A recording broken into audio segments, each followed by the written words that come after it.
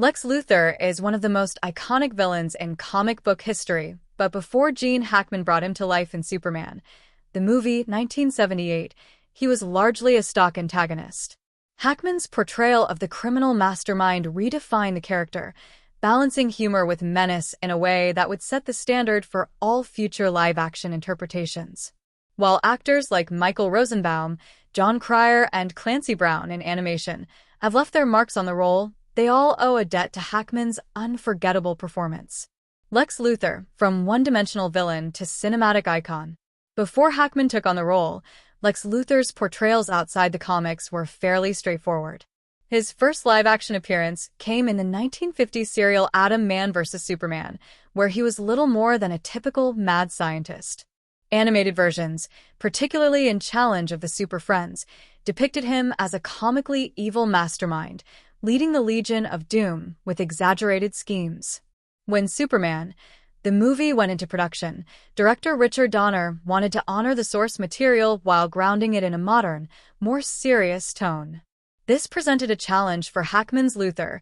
He had to be funny without turning the film into a parody, all while serving as a legitimate threat to Superman.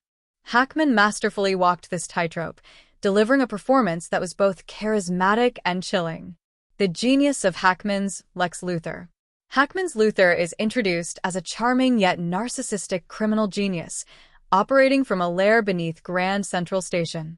While he initially appears to be comic relief, bickering with his bumbling sidekick Otis, his sinister nature quickly surfaces. One of his first acts is coldly orchestrating the murder of a police officer, a moment that signals he's far more dangerous than he first appears.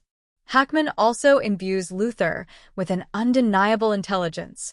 Without access to advanced technology, he deduces Superman's origin, weaknesses, and vulnerabilities purely through observation and logic.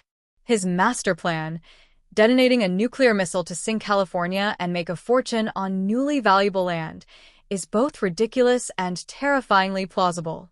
The turning point comes when he tricks Superman into opening a lead box, revealing a kryptonite trap. In that moment, the audience realizes Luthor is not just a comic villain, he's a true threat to the Man of Steel. Hackman's influence on future Lex Luthors. Hackman reprised his role in Superman 2, where he played Luthor as a scheming opportunist, manipulating General Zod for his own gain. His final appearance in Superman 4, The Quest for Peace, was far less impactful due to the film's poor reception and weak script. However, his portrayal had already left an indelible mark on the character's legacy. Actors who followed in Hackman's footsteps borrowed elements of his performance while adding their own twists. Michael Rosenbaum, Smallville, made Luthor more nuanced, exploring his transformation from Clark Kent's friend to his greatest enemy. John Cryer, Supergirl, Arrowverse, channeled Hackman's charisma while leaning into a darker, more ruthless interpretation of Luthor.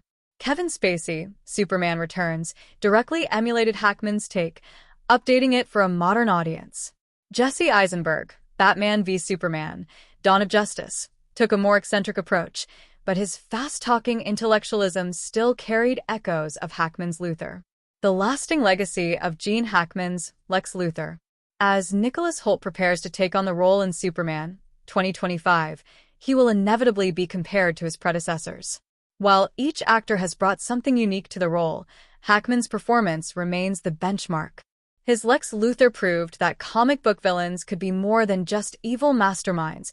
They could be complex, charismatic, and, when necessary, downright terrifying.